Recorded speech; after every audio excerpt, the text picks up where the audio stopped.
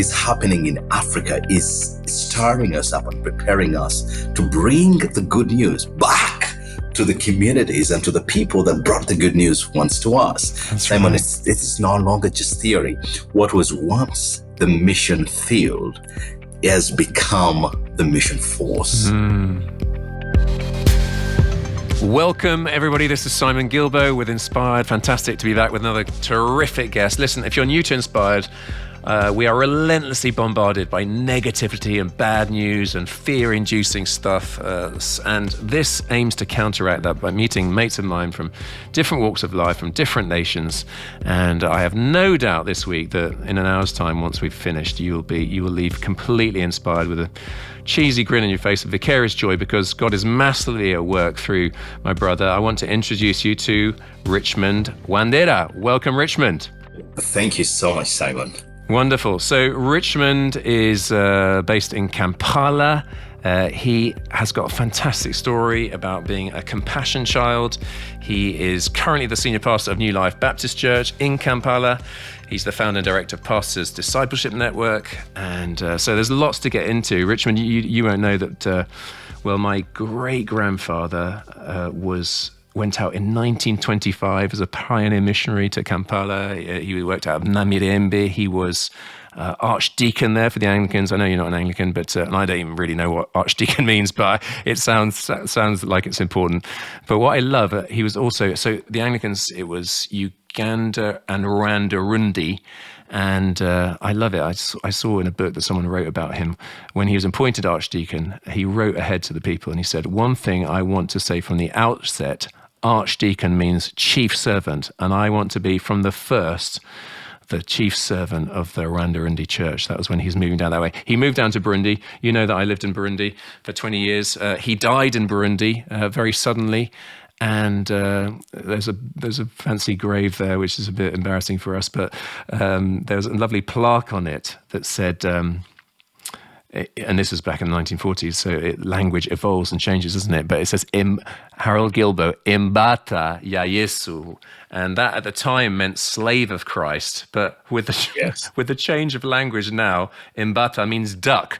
So it's Harold Gilbo, duck of Christ. Anyway, dearie me. Hey, listen, enough of me, but that's a sort of, we've got overlapping stuff. So you're based in Kampala. Incidentally, you're the second Ugandan we've had on the podcast. You don't know Rachel Mutesi, but I want you to look her up because she's in Kalerigwe, which is only a few minutes away from you, and she's doing fantastic work. So hopefully connections come, don't they? Kingdom connections come. Anyway, you had a horrible past, didn't you, in terms of just the trauma of losing your father? Can you just paint a picture of your background? I was born in a fairly large family, a family of 6. I was the third born of the 6 children.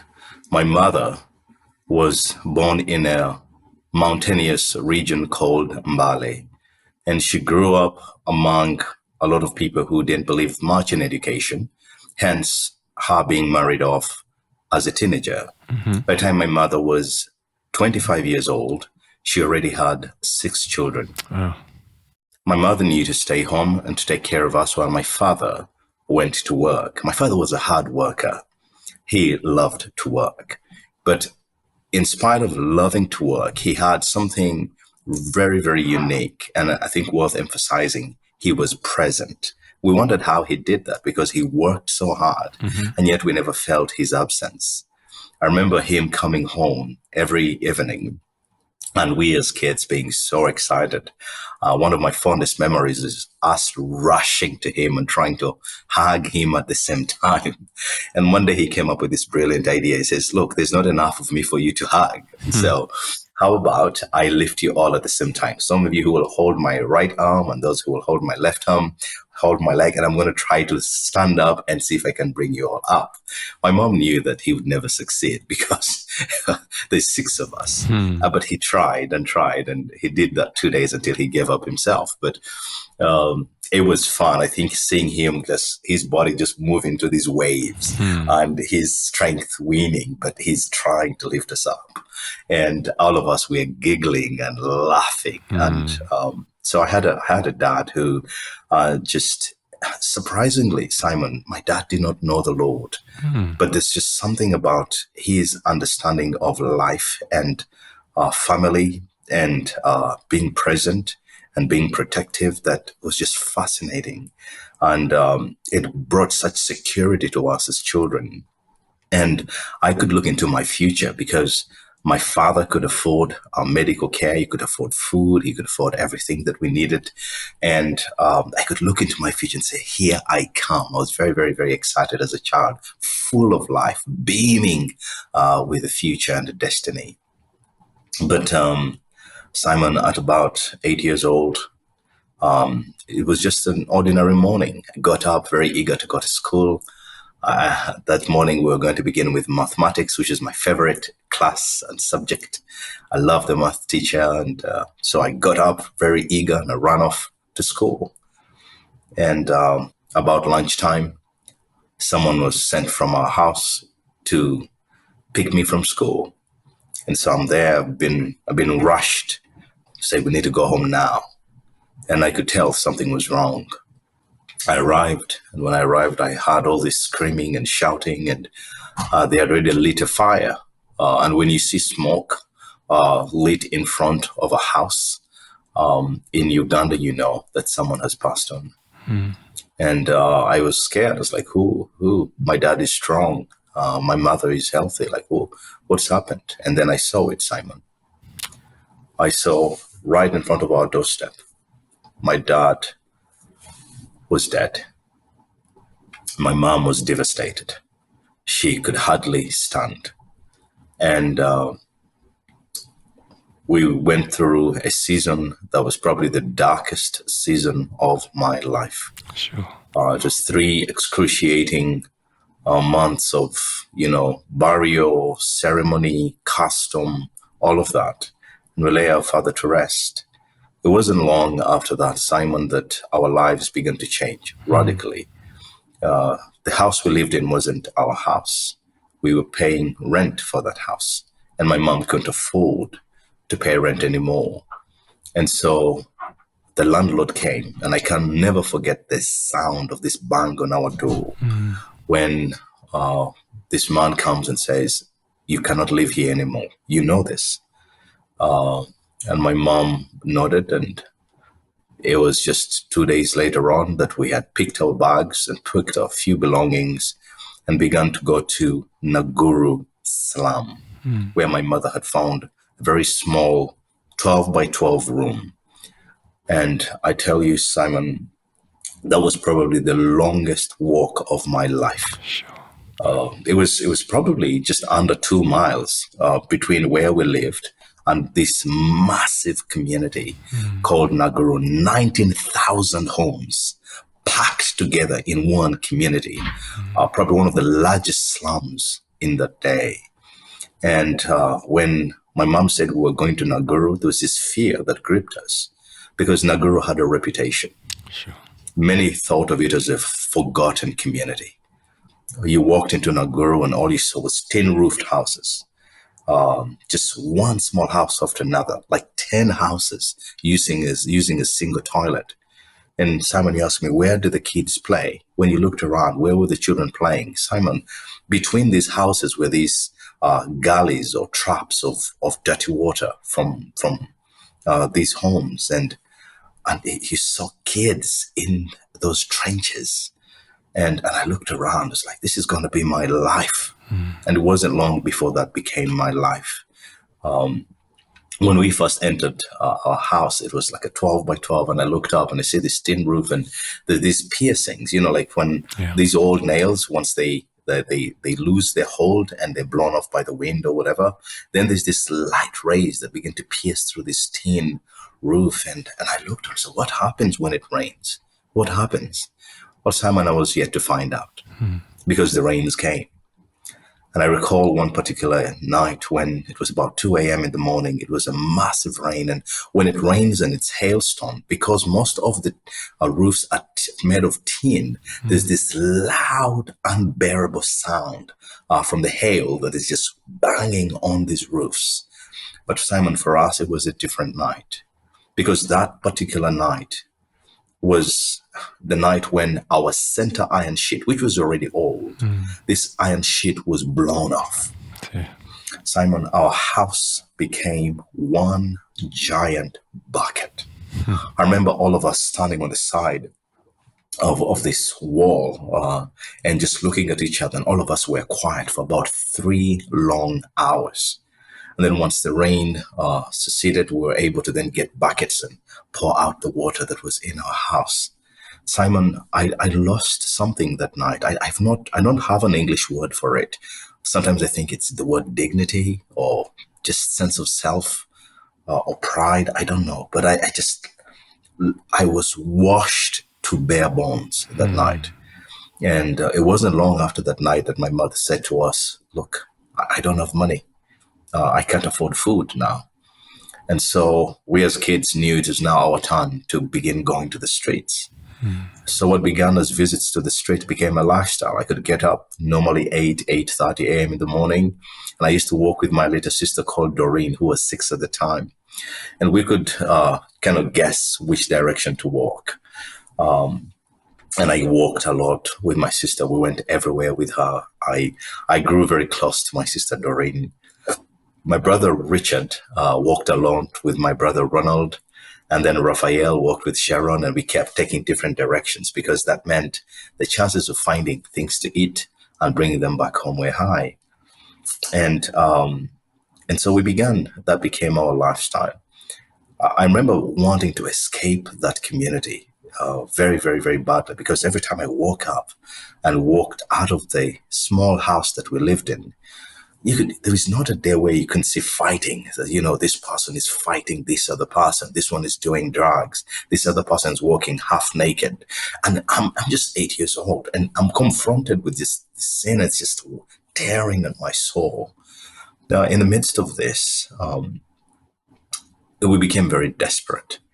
And by the time I was 10 years old, Simon, I had suffered from malaria over 10 times. It's a miracle that I'm alive today. That's why I live a life of so much gratitude. Every day, I'm saying, thank you, God. Yeah, I get that. Every single day. Yeah, I mean, I have that similar sense of gratitude from a different perspective.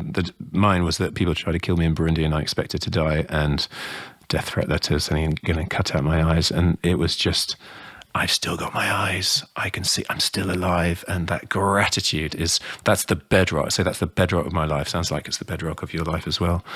So, man, you're painting such a grim picture. Praise God for compassion. And tell us about how that broke into your horrific reality. Simon, I'm excited to share how my life changed, because about that time my mother had given up, and she knew she would lose one of her children anytime. She approaches a friend of hers and says, "Look, someone's got to help me." And yes, someone did, because her friend said to her, "Look, across the community, there's this church." Now, remember, my mother is not a Christian.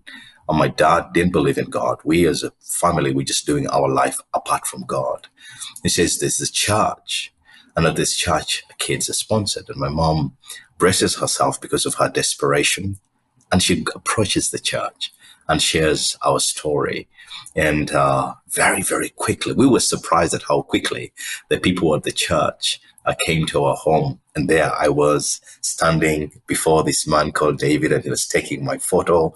And I remember pausing. And whenever that flash went off, it just felt like hope had begun to come.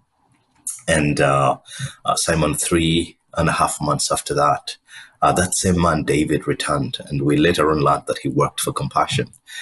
David returned with the best news. And Simon, I can never forget that morning, because I'm standing at a distance, and my mother, even though we were in a slum community, she was a very clean woman. She liked sweeping. Think about sweeping soil to make it clean. She used to get some, this is fascinating, very typical for Africans, but let me try to describe it. So if there is dirt all over the place, remember, it's dirt upon dirt. Oftentimes what you do, you would get some water and sprinkle it over the dirt and just sweep those small soil gathers that have resulted from that sprinkle. And then all of a sudden, what was unclean looks clean, even though it's still soil. And our house on the inside didn't have cement or anything. It was soil, but we could sweep on top of the soil to make it cleaner. So it was fascinating. My mom is there, she's sweeping. And then all of a sudden, David shows up and they're having this conversation. And David breaks the news and says to her, Richmond has gotten a sponsor. There are no words in English, Simon, to describe the joy and the dancing and the celebration. My mom threw down the broom she was using to sweep, and she went up on this loud ululation. I can't even describe it. But Simon, you've been to Burundi, you know how this goes. Yeah. And my mom just went off. And as she's celebrating, I looked at my mom. I knew that's good news. So obviously, naturally, I run to my mom, and she says to me, Richmond, you've got a sponsor. Simon, I had seen Compassion Kids walk past our home many times going to school, and I knew I was going to be one of those kids now. And so anyway, long story short, we walked to the church. I met a gentleman called Peter, who was the senior pastor of the church. And it was surprising because, Simon, there's not a big signpost at the church that says compassion. No, you walk in. For a long time, I thought these were church workers and it was church sponsoring. And I think I later on learned that actually compassion is quite intentional about that, trying to make sure that the local church is the hero. Yeah. Long story short, I went back to school. I learned who my sponsor was. My sponsor, Heather, was from the UK. And you wouldn't believe how old Heather was. Heather was a 15-year-old girl. Wonderful. One act of a 15-year-old was changing my world. And later on, I learned she had taken a babysitting job to be able to afford the £32 she had to pay for me monthly. And so I began going back to school. I got food. I got my mosquito net. I got my Vaseline for my face and my uniforms. And then very, very interestingly, I began to hear the gospel for the very first time.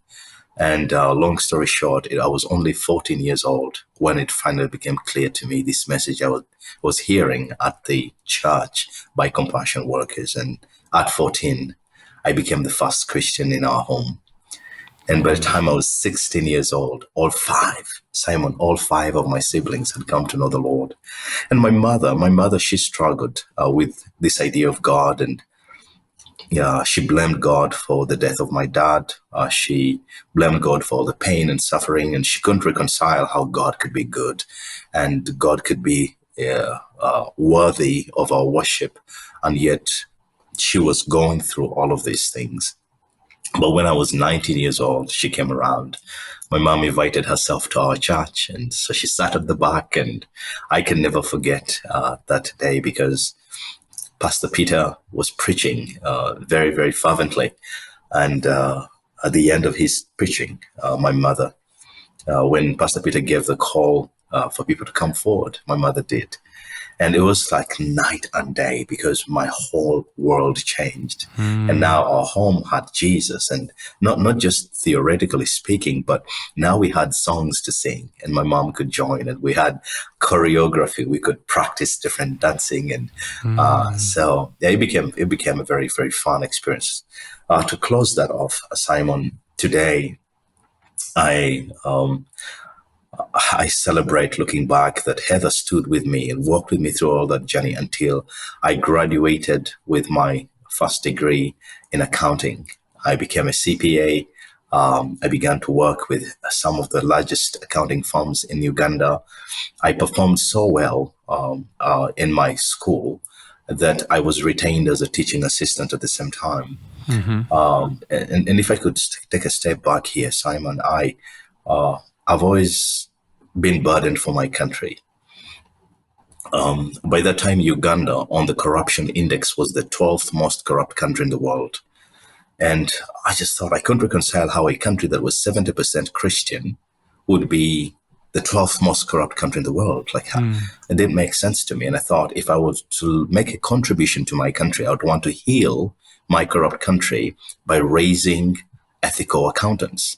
And so that gave me a lot of drive, a big drive in my study of accounting. And I ended up living my dream at the time as a teaching assistant, teaching accounting and helping students get a more ethical view of the accounting practice. At the same time, obviously working in the marketplace. And then beyond that, it's some massive event happened in my life that would move me from accounting into the pastorate. Before we come to that, as you look at your teenage years, so you come to faith at age 14, were they smooth years? Any sort of dramatic times of visitation from God? Any stories you want to recount there? No, I think a lot of the visitations from God happened right after university. So I began to feel the nudge to keep pressing into God. I began being very diligent in the study of the scriptures. I began being very involved in missions. So what we say missions are, like in Uganda, the typical mission would be a church would mobilize prayer warriors and evangelists within the church, and they would go off to a community that is unreached. And I was put in charge of missions. And I'll tell you a fascinating story here. So we go in a place called Chiburara, and Chiburara is in a place called Kasese. And we go to Chiburara, and there's this community. It's gone about 6 months without rain. And the practice in this community is witchcraft and African tradition and just godlessness. It's dry. People are frustrated. You see this defeat on people's face, but you can almost see people in bondage. And that was part of the reason we chose to go to Chiburara. And we arrive into this area, and you could immediately feel just such a hard aspect of the environment. It's just very difficult, like almost like there is no life in this place. And so we began to preach during the day. So the schedule was such that during the day we went door to door preaching and also inviting people to come to our crusade site for the evening.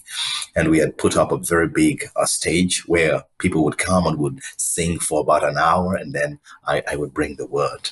And after day two, a lady approaches me after preaching and saying, "Hey, Richmond," they call me Musumba. So Musumba is the word that for pastor. I said, "Musumba, I need to talk to you." And by this time, I have just come from preaching. I'd had a long day of going door to door. I didn't have it within me. I was feeling a bit weak physically. And I said to her, "Lady, look, I'm a bit tired, but if you would come tomorrow, we would give you our full attention." She says, "No, this cannot wait." And I look around, and there was a gentleman called Cheng John and a lady called Harriet. And I said to her, "Harriet, could you talk to this lady?" The lady said, "No, I need to talk to you." And so I brought these guys around, and I said, "Look, what's the problem?" And she said, "My son." And she gave me this story. She said, "It's embarrassing to admit that for over 10 years of my life, I was trying to have a child, and there was no child. And I had all this cultural pressure to have a child, and I did everything I knew to do, and we couldn't have a child. And so we finally gave into the pressure to go to a witch doctor. And we went to this witch doctor who brought us out into a graveyard, and all these rituals were done on us. And some very scary things happened during the time when they were kneeling in the middle of this graveyard. And so she goes back home, and lo and behold, just in about maybe a month and a half into it, she feels as though she's pregnant, and it's proved that she's indeed pregnant. Well, once this lady came to town and gave birth to this child, Simon, this was no ordinary child. This was a child who every day at midnight would come out of the house and go to an anthill. So Uganda has massive anthills. I'm sure they're the same in Burundi where you've been. And there's this massive holes on the side of these anthills where this child would go and basically try to fix their head into the anthill, fix the head. And this lady, well, she had kind of taken off the shame of being childless, but now she had another shame in the community because word went out around what she did to get this child. And it was just this darkness around this young, little but dark child. And so she says to me, look, you've got to come and see the child.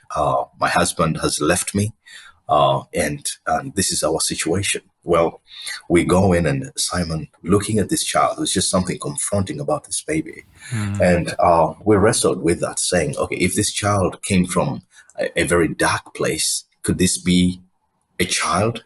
Or could this be something else? And then we wrestled it with our team, and we discovered, no, life comes from God. No matter the circumstances of this situation, we can pray and believe God for the deliverance of this child. The child was mute, the child was deaf at the same time. So we decided that was going to be the focus of our next 3 days. Just pray and fast and believe God, because we knew that if this child could be set free, that entire community, which knew this story well, would be set free. Yeah. And it's very interesting because for us, that was not something, I mean, it was obviously going to require miraculous intervention. But the way we live in Uganda, Simon, is this is what we believe God for every day. We don't depend on insurance or health insurance or this kind of package. When we're desperate, we're desperate. We go that desperately before the Lord. Yeah. And we are very, very desperate at this time. And we began to pray and fast and ask the lady to come and stay at camp with us. And we began to pray. And it was encouraging and discouraging at the same time, because day 1, day 2, and the beginning of day 3, nothing happened. The child was exactly the same. And we began to say, man, we have set up ourselves for an embarrassment here, because if nothing happens to this child, then it's going to be embarrassing for us. But we kept believing God. And towards the end of day 3, we come with this child and go with this child to the pulpit. And it was a very bold thing to do for us, because it was, this is going to be the climax of public embarrassment if nothing happened to this child. But I just had this faith and this leading to bring this child up and put the microphone at the mouth of this child. And Simon, it was at a point, and I said to the child, say, mommy, mommy. And the child looks at me, and you could see that this child is changing. She's no longer as dark as she was. You just say, mommy. And you know, first time, second time, Simon, the third time, the child said, mommy. I said, say again, mommy. The screams and the shouting in the audience. Yeah. The mother literally ran on top of the pulpit, and she hugged her child. And Simon, that was the beginning. We came over the child and prayed and confirmed in this child's life that this child was set free. Wow. Well, the child walks down, and the stalking was still a bit of a struggle, but we knew in our hearts that this deliverance had happened. And so long story short, we rally around that, and we celebrate around that, and we sing as people kept praying. By the time we were done that night, Simon, this child was set free, and set free physically speaking. And then so over the next 2 days, it was just from one person to another, just riding on the wonder and the awe that had filled the entire community around the deliverance of this child.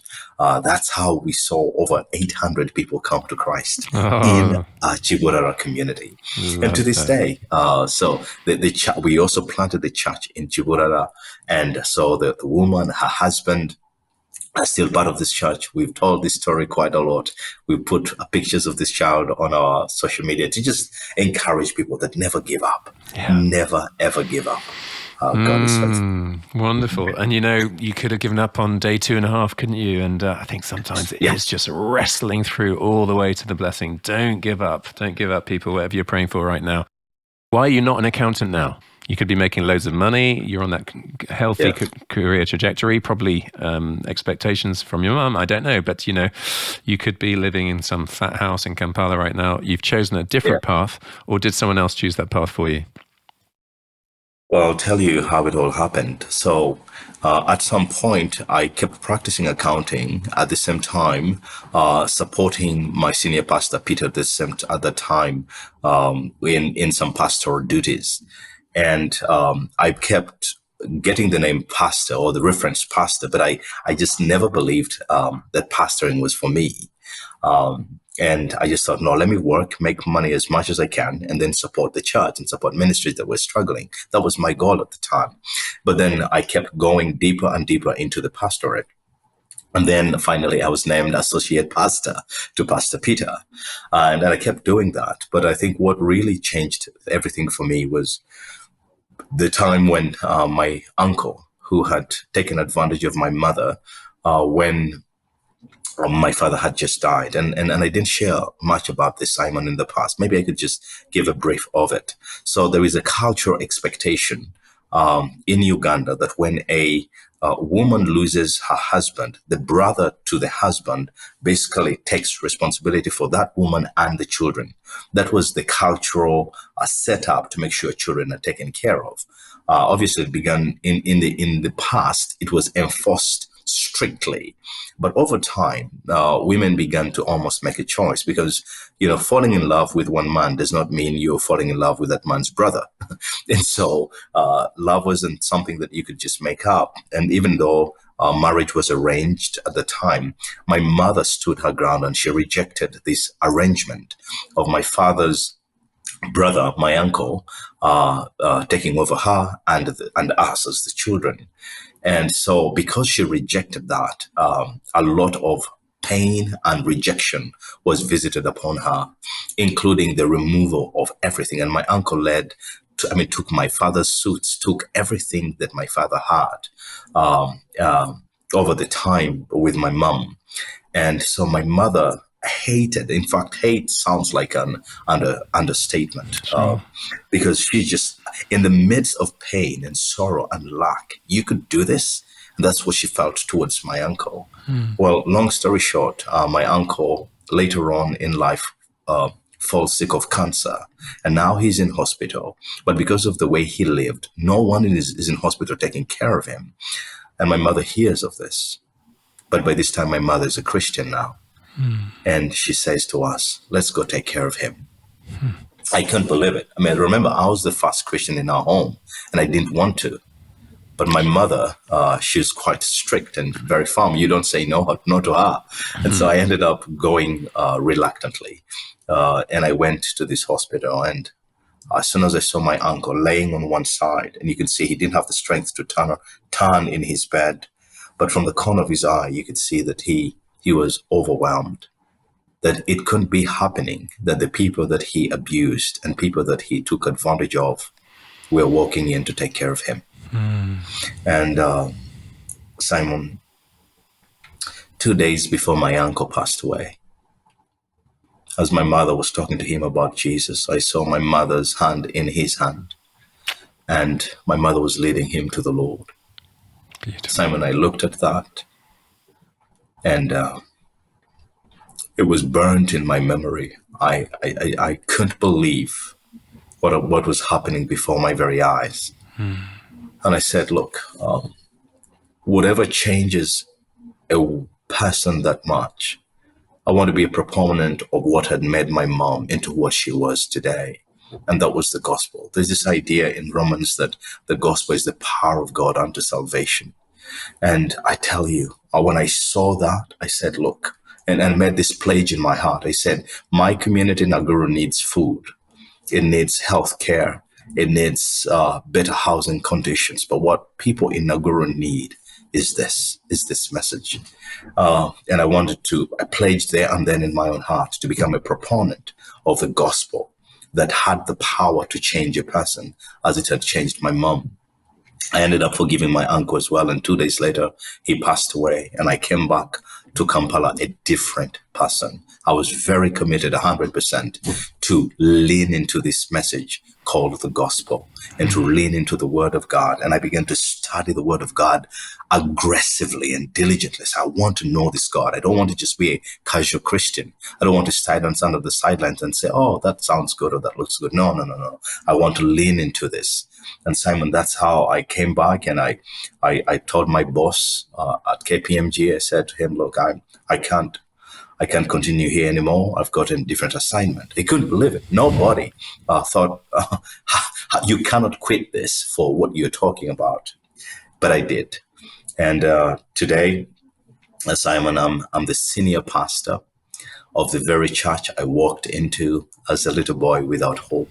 Oh, beautiful. Beyond that, I got a chance to go to Moody Bible Institute to do a master's degree in spiritual formation and discipleship. And Simon, it just dawned on me that now I was in the top 1% of pastors across Africa who had my level of training. And it was clear to me that to whom much is given, much is required. And so I said, what am I to do with this? I know loads and loads of pastors. I began to read about the state of the church in Africa, and I discovered that 70% of pastors in sub-Saharan Africa had no theological training. And many of them were struggling and frustrated. And here I was with this training. So that's how I founded Pastors Discipleship Network, a ministry that's now in 5 countries, serving over 15,000 pastors. We've been able to establish one of the largest pastoral training sites in Kampala City, 22 acres of well-developed property where pastors come. Pastors proudly call it their home. This is our home. This is where we come to bring our families. This is where we come for training. This is where we come to pray. We've built one of the largest prayer altars in East Africa, where pastors just come every Friday night just to worship, to sit down and be ministered to by someone else. And all of this we just came out of that season of, Lord, to whom much is given, much is required. So teach me what you want of me. And it's exciting to look back and see what's been done so far. Wonderful. I mean, I've been involved in massive building projects, and I'm thinking you're talking about 22 acres, did you say, there in Kampala? My goodness. So I presume you've got crazy stories of God's intervention, his provision for you. Go for it. So when the vision to build a university was given to us, we knew that we needed a lot of property in order to build this space. But as you know, Kampala is very expensive and it's very congested. And there was not going to be a space that would allow us to build the school that we were dreaming to build. Well, we were sandwiched by a property that was owned by the former president of Libya, Muammar Gaddafi, who he had entrusted to the Hassan Tourabi group. And this Hassan Tourabi group was basically trustees for that property. But after the president of Libya died, the flow of money to sustain this work ended. And so we were, and next to us was this group that began to struggle financially. Well, our boundary line had about 23 big trees. And these trees had been good for our environment and good for the site and for the whole feel around our campus. Well, the leader of this Muslim demonstration school comes to me and says, hey, Richmond, look, we have food, but we have no firewood to cook this food for the people, for our students. If you would allow us cut one tree, that would sustain us for about 2 months. And very reluctantly, I said, one tree, sure, please go ahead and do that. Long story short, one tree ended up becoming 2 trees, and then 5 trees, and then 10 trees. And then before long, all 23 trees were gone. And I felt, man, that was a bad decision I made. Like, look at our environment. Everything has changed. And a few years in, now these people realize they have to sell and then buy a chunk in the countryside, which was cheaper, and maybe divide half of that property into farming and then half of the property into their Muslim demonstration center. And so below us, there was a Chinese company called Darling that makes wigs for women's hair. And it was in a very tight spot, and it wanted to buy from the Hassan Tourabi group this property. And here I was. Obviously, we were not on their list of people who they're willing to sell the property, because we're a Christian group and we have a Christian effort and mission. And it would be betrayal to the Islamic faith and many other reasons. They just didn't want to sell to us. No, but right in the middle of that board meeting, the chairman of this Hassan Turabi group stops and says, "Look, guys, why are we excluding PDN, or the Pastors Discipleship Network? Recall that when we were struggling and in great need, they allowed us that which sustained us. They allowed us to cut tree and access timber. And so, how about we give them a chance?" Long story short, on November 7th, here I was sitting in my office at PDN, and this group of Muslims walk in. Wow. And I thought, is there any trouble? Like, what's going on? And they said to me, "Hey, Richmond, we have sat and we've decided to give Pastors Discipleship Network the first opportunity to acquire this property." Beautiful. I was just witnessing something that was historic. It's very rare for land like that to be exchanged without the shed of blood. And here I was witnessing it. And before knowing where all the money was going to come from, I stood up and quickly shook his hand and said, "We'll take it." Yeah. And this was a faith move. And yes, indeed, 8 months later, after we told the story to our partners and friends, people came around. So I provided all the finances we needed to buy the property. And that's how we ended up acquiring it. We saw God just come through in the most miraculous way to provide, but also to allow an open door into the Muslim space, which was closed. In fact, our perception was it was permanently closed. But nothing is impossible with God. Amen. Because right now we are building Cornerstone University on what was initially a space dedicated to the Muslim Demonstration Center. This is nothing but short of a miracle and the work of God. Wonderful. And so, what I love about Uganda and indeed where I am is that thousands, tens of thousands, hundreds of thousands of people are coming to faith. And, a lot of us listening right now are in the Western world where we're kind of on the back foot, we're lacking gospel confidence. And the sort of balance of power has largely shifted, hasn't it, to the global south. In the global south, the church is exploding in growth. The narrative is incredibly positive and uplifting. I was out in Burundi last week. Hundreds, again, thousands of people come to Jesus. It's very exciting. And obviously that brings with it not an arrogance, but a gospel confidence. We're on the front foot as African brothers and sisters. And that's what, that's what you're living. And I know you're planting churches. I mean, your church has exploded as well, hasn't it? I'll tell you a really fun story. 2022, we identify a community called Buyende, which was obviously highly Muslim, but highly impoverished as well. And many of them did not have a church. There's about 5,000 homes, not a single church. And we also landed on the same statistic at the Joshua Project. So this is a research-based company that maps out communities that need churches to be planted there. And so we identify this community and we go out, and for a week, we have immersed ourselves in the community, and we're loving on the people and preaching the gospel. In 1 week, Simon, 1,047 souls came to Christ. Wow. In 1 week in Africa. And then 2023, we're in a place called Kalembe. 654 souls gave their lives to Christ. And all these turned out into these incredible church plants that we're seeing. Simon, right now, we are planting 3 churches every year.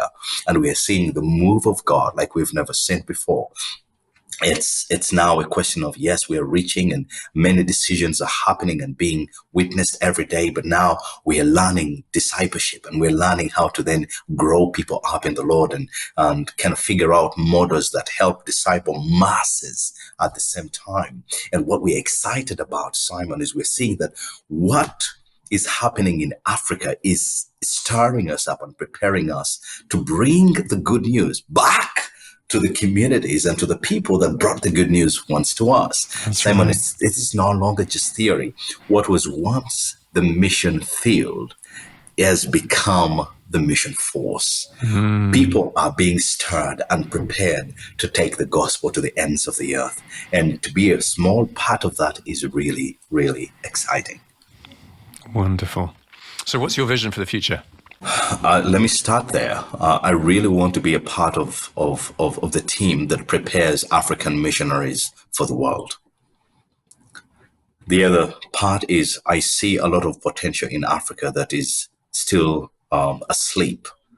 And I see that as we build Cornerstone University, it's going to be a very unique type of university that whose aim is really to awaken Africa's potential and see that the African minds and the African gifted individuals can begin to dream up African solutions to the African problem. So I see Cornerstone University as very critical for Africa's future. And also, with in terms of churches, we've been planting 3 churches every year, but it looks like we might move to 4 churches every year very, very soon, just because of the need that we see, but also the preparation. There is an excitement in people's hearts to be missionaries. And Simon, I'll tell you one exciting thing happened in 2022 November when the face of the missionary changed. It used to be that when we thought of missionary, we thought of this white guy with a leather suitcase and a big King James Version Bible, getting onto a ship or getting onto something and going off.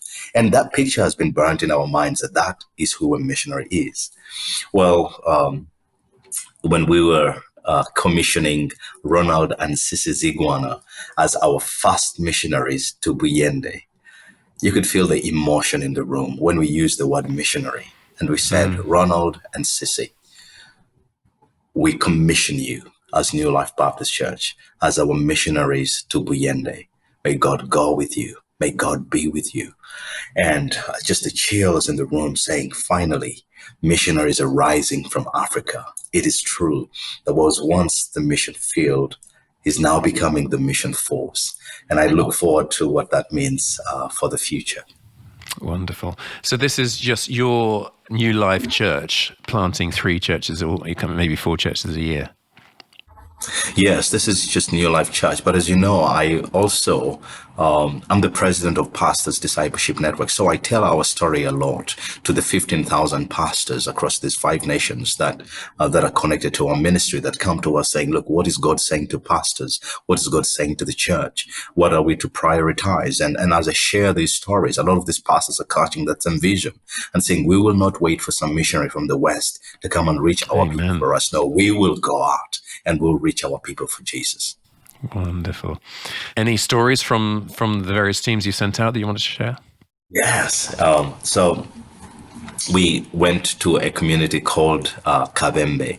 And Kabembe, once again, is a community that is very highly oppressed, spiritually speaking. We had in fact, we had an encounter that was very unusual with almost an ethereal being, because we went onto this ground. So whenever we do our crusades, we'll normally go and get a ground. And it's very uncomfortable to be on our missions because there's no hotel, there's no bed, there's nothing. So we'll go and we'll camp for 3 days in a field. And we'll take some tents, and sometimes we'll build like the pulpit area, and people will be sleeping under the pulpit, and any place a person can lay their head, it doesn't matter. And so we went to Kabembe, and just about maybe 2 a.m. in the morning, a friend of mine called Ivan, who was with us, gets up and he wants to use the restroom. And as he's going, he's just confronted by a sight in front of him, and he sees a movement. And he just felt like he couldn't move forward, like he was done, like he was held in his position, almost helpless, unable to move forward. And that's where he was. And he waited until the being just went past. And when he was finally released, he came to wake me up. He said, Richmond, look, let's get up, wake up everybody and let us pray. Wake up everybody and let us pray. We began to pray. We began to bind. We began to say, everything in this place that is from the pit of hell, we push back against you. We declare that Kabembe is for Jesus and the people of Kabembe are free. We went into intercession and supplication. And Simon, I'll tell you this, that part of the gifting, I think, of the African church is, one, the acknowledgement that the spiritual is real. Yeah, absolutely. And 2 is that when we go, this idea of the armor of God is very, very serious to us.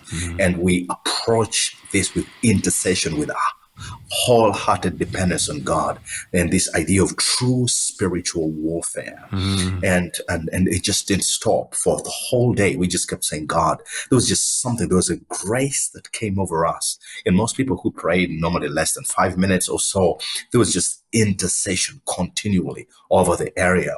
And by the time we were done with that, we began to see such a flow in of people saying, what is this? People are wondering, like, what in the world is happening in this place? And those people who came to inquire, one by one, they kept giving their lives to Jesus. They kept giving their lives to Jesus. And so today we have a church plant right on that field where we prayed. And it's just become a space for freedom for most of the people in Kavembe community. Fantastic. Oh, brother, I'm loving this. We're running out of time. In closing, what would be your parting message to folks listening? I'd say, firstly, I'd like to communicate to everybody listening that be inspired. Be inspired. Do not get bogged down by what's on your screen. Do not get bogged down by what you're hearing in the news. No, God is at work. Jesus said, my Father is always working. And what you just heard is, from me sharing with you about how my life was changed by a 15-year-old and how I am pastoring the very church that I walked in as a little boy without hope. And now how I'm leading a pastor's discipleship network in 5 countries, 15,000 pastors who are daily learning how to pastor well. I also sit on the board of trustees for Compassion UK. I'm able to bring the field onto the boardroom of Compassion UK. All of these things are evidence that God is at work. Churches are being planted every day. What was the mission field is becoming the mission force. There is something exciting going on in this world. Be inspired, arise. And then also, those of you that want to engage, listen, I would never be where I am today. I would be dead, without a doubt. I would never be where I am if it wasn't one act of a 15-year-old who connected with me through compassion. Look, the problem of poverty seems massive. It feels like an elephant. But what compassion does, it gives us an opportunity to bite at poverty, to just take one bite at a time. Yeah. And if all of us can do that, so many children will be set free, and all this potential that's dying on the street will be helped and will be released, so that nations can have people who've grown out of poverty, but now in positions of influence, making a difference. And for those of you that want to connect with me and my effort to train and equip pastors, we have an incredible website. It's pdnafrica.org. Come, lean in, see all the stories that are happening there, all the impact that's being had, and plug in and get engaged with us. Wonderful, brother. Everyone can do that. We've got a sponsorship child. We've got a compassion child here. We've also got our own sponsorship program in Burundi with about 90 kids out there, and the needs are massive. It is one bite into poverty at a time. I think I told this story to Rachel Mutesi on the podcast a few months ago, but it's such a powerful story in terms of, people listening and then either responding or not responding. And this is a story of a little kid in the slum who's being teased. And this guy was a follower of Jesus. And then another kid was teasing him, saying, if God loves you, why doesn't he take care of you? Why doesn't God tell someone to bring you shoes and a warm coat and better food? And that little boy thought for a moment, and then with tears starting in his eyes, he said, I guess he does tell somebody, but somebody forgets. And that is so powerful, isn't it? I don't want to be that person that forgets. And I thank God for 15-year-old Heather, who just chose to engage, and all of us can do that. It's not a big sum to get involved in, is it? This is not a compassion plug podcast, but it's a very practical, easy way to engage. So folks, Richmond's blown my socks off. It's been so edifying listening to you, Richmond. I just want to bless you in your ministry. May God continue to enlarge your territory of influence. May we stay humble, because we are chief servants. That's what my great-grandfather was saying at the start, wasn't he? Whatever, not archdeacon, we're chief servants. We're imbata ya Yesu, not ducks of Christ, we're slaves of Christ. And may he continue to use you and bless Rosette and your whole family, and just so encouraged, Lord. Lord, be with Richmond, and bless him, keep him close to your heart, and all his family and all his team and all those 15,000 pastors. Yeah, thank you, Lord, that it's great news that your kingdom, God, is advancing. We're not on the back foot, we're on the front foot in humility. You oppose the proud, you give grace to the humble. You want to be humble but confident in what you've commissioned to us. And I pray that for everyone who's listening right now as well. In whatever journey they're on right now, may they have that confidence in you to stand firm. And amen. Well, listen, Richmond, thanks for your time, brother. You're extremely busy. You're much in demand. I'm really glad. And we'll be in touch. Let's do that, Simon. Thank you. Brilliant. Folks, I'd love a great review on Spotify, iTunes. It just means the algorithm gets out to more people. If you want to be in touch with me, it's simongilbo.com. I'll put Richmond's stuff in the blurb. I'll put Richmond's stuff on the Pastors Discipleship Network in the blurb, as well as Compassion, if you want to be involved in that. I want to thank Adam Thomas Steer for the editing, Mike Sandeman for the mixing. Next week, we've got another fantastic guest. In the meantime, God bless you loads, and toodaloo.